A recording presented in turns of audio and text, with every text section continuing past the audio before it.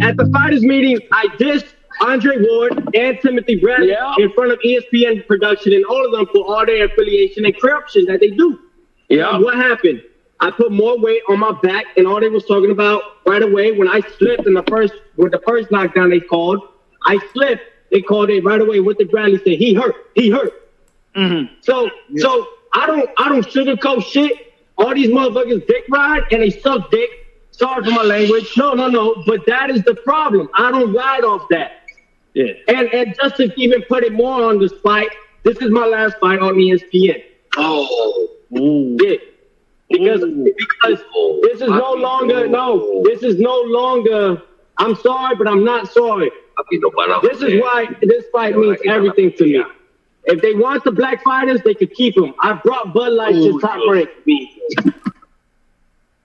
Okay. Hey, at the fighters meeting. So you guys remember that rant, right? Now, when he went on that rant, a lot of people felt that Teofimo Lopez had gone cuckoo. Now, for those of us who follow boxing, we know that Teofimo Lopez was going cuckoo when he fought Kambosos. Mentally cuckoo and physically cuckoo. Because the man got in the ring, sounded like he could have died, but he had no game plan. His dad wasn't really advising him. And overall, it was a total fail. And then he comes back to the sport of boxing, right? Bubbles up to 140, coming off a loss, so as a loser. And he goes and fights Pedro Campa. Okay, fight stopped in round 7. A lot of people felt it was a BS stoppage.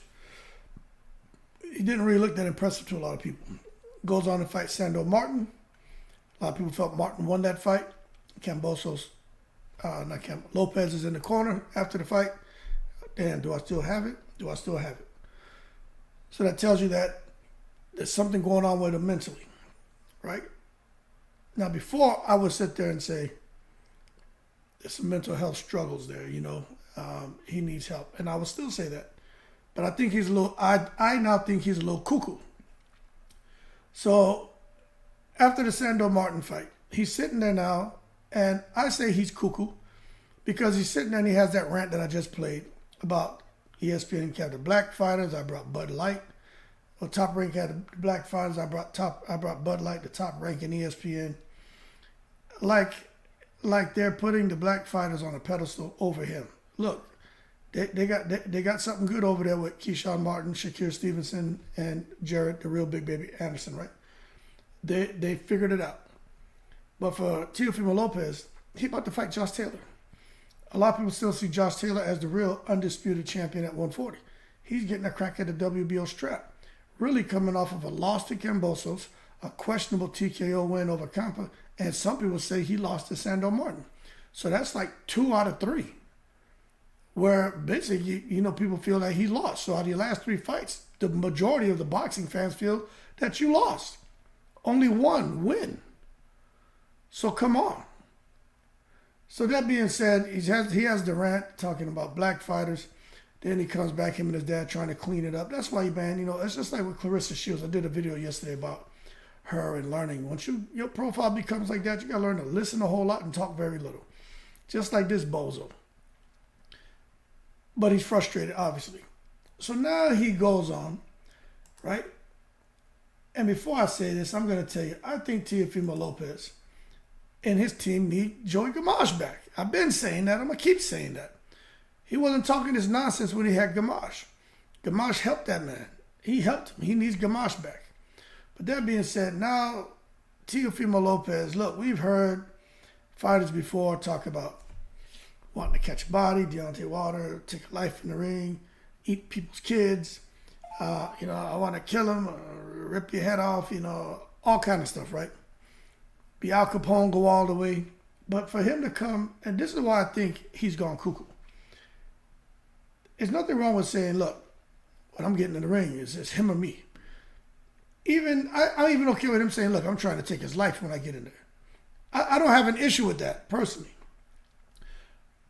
because he did say he wants to take Josh Taylor's life, but I'm going to read to you what he said. And you'll understand why I have an issue. Because although he has zero qualms about describing what he wants to do to Josh Taylor, I mean, it's cool.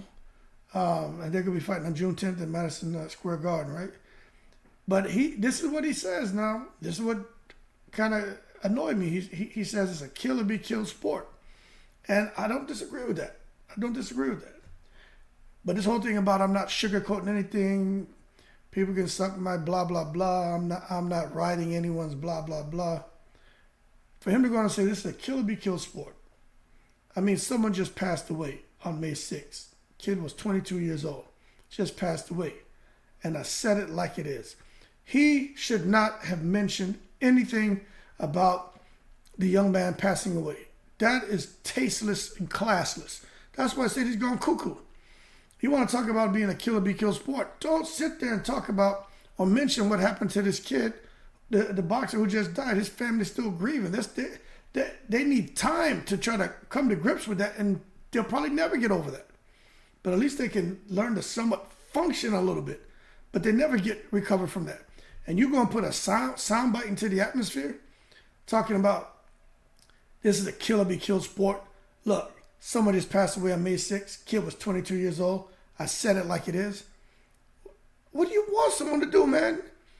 Because you don't know these people in their family. You want to be walking around just hanging out there in Las Vegas and have no idea someone run up on you and put a bullet in your head. You better be careful. He better be careful what he's saying. That's why I say he's gone cuckoo.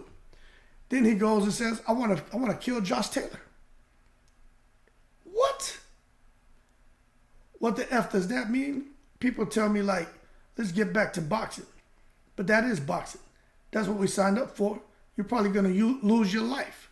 What does that mean? If I'm going to die in the ring, at least I'm going to die with some dignity and some integrity. I went out there like a warrior and the champs that we are. Yo, shut up. Don't you sound like Antonio Margarito? This reminds me of Miguel Cotto. When Miguel Cotto was listening to Margarito talk about willing to die in the ring, Miguel Cotto looked at him and they asked Miguel Cotto, is he willing to die in the ring? Miguel Cotto said, who, me? Die in the ring? You know he had that broken English at the time. He's like, why? Why would I do that? Why would I want to die in the ring? That's stupid. He's stupid. He called Margarito stupid. He's like, I have kids and wife. I want to live long and take care of them. Die in the ring? That's stupid. This is just a sport. And I was cracking up. But this is what this guy sounded like. He sounded like Margarito talking that foolishness. But he goes on and says, I went out there like a warrior and the champs that we are. That's what I know. That's what I signed up for. Boxing today is the gladiator days back then. A lot of people don't know that because they don't know boxing. Now, he's true, things can happen. It's true, things can happen in the sport of boxing. But this whole thing about gonna die. Come on, that's why you got to be defensively responsible. And when you look at the sport of boxing, right, how many people have turned pro, right? And we're gonna do this statistically, right? And have somebody do the analysis. How many guys out of how many boxers turn pro, male and female? How many have died? And I think when you get that percentage, you'll see it's a relatively minuscule number. So it is a dangerous sport. You can lose your life. But for him to come out here and say, you know, you're probably going to lose your life in the ring. He's gone cuckoo. Why lose your life in the ring? Things can happen, yes, but come on now. Then he says when he fought Vasily Lomachenko, he took his heart, especially in the 12th. Boom, I won the fight. So with Taylor, he don't got no heart. So what can I really take from this man? His life. The only way I'm going to make a statement is by doing that. I'm not sorry about that. I know people are going to twist my words around on this one, but you know something? I don't give a flying duck. I don't care because this is a sport that we're in, and it sucks to see so many pass away, especially young ones. Man, Teofimo Lopez has lost his mind because I'm going to tell you this right now. It's almost like he's talking, is he wishing death on himself? I'm going to probably die in this ring. Is he wishing death on Taylor? Is he frustrated that his career is not going the way he was hoping it would go? Is he mad because he no longer has the titles? Is he struggling because he's dealing with the reality that the power he had at 135 didn't carry up to 140? And at 140, he's just basically a gatekeeper. Okay? And now he's about to fight Josh Taylor. Is he talking all this to hype himself up because he knows Josh Taylor's the real deal? I mean, Josh Taylor's really the last king of Scotland. You know what I'm saying? And I just don't think Teofimo Lopez can beat him.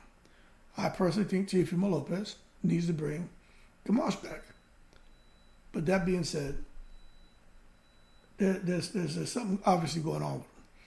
We know he was married, him and the wife separated, had a beautiful child, trying to work on things. You know, ups and downs, man, that comes with the territory. But I am confident when he looks back on this 10 years down the road, he'll regret making these statements. But, he's young, man. I don't even think he's 30. I'm 48.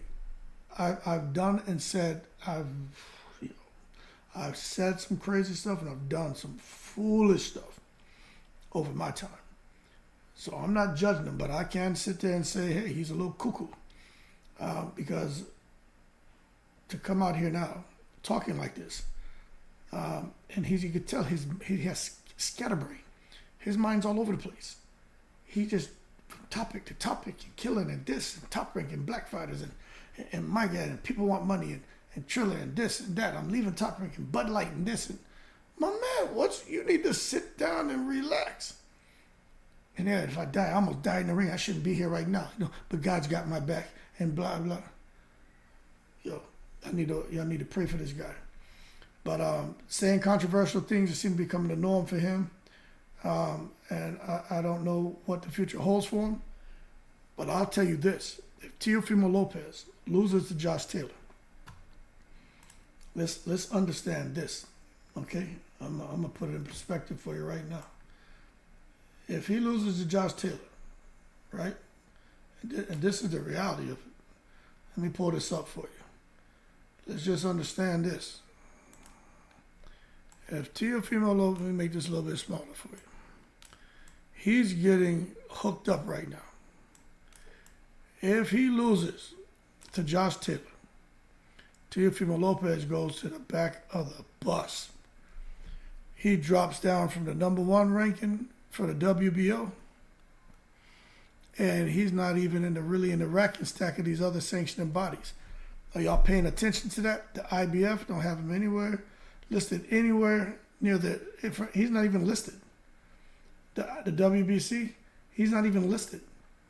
The WBA, he's not even listed. Y'all understand that? The only sanctioning body that has Teofimo Lopez listed is the WBO. How? That's what I'm saying. How did he go up and after 2 questionable fights get ranked #1 in the WBO? He didn't come up with any titles. He came up off a loss, and he's ranked #1. Okay, so pay attention. He takes that loss, he falls off the face of the planet. And he may become like a Adrian Broner, big name, get some fights, get opportunities that we're not going to understand. But the difference with him and Broner is they both have big names, but Broner brought a lot of money to the table. This guy doesn't. Okay? But that being said, let's just wait and see how it plays out. But I'm just telling you, if he loses, he's going to need a strong support system. Because he's losing it, man. And I'm not even here to make fun of him, make jokes of him. I'm just telling you, he's gone cuckoo. And I don't know if his dad is enough. You know what I'm saying? I say that, and I mean that in the most respectful way. I'm not even making a joke. I'm not sure his dad is enough to keep him sound, especially when he goes home.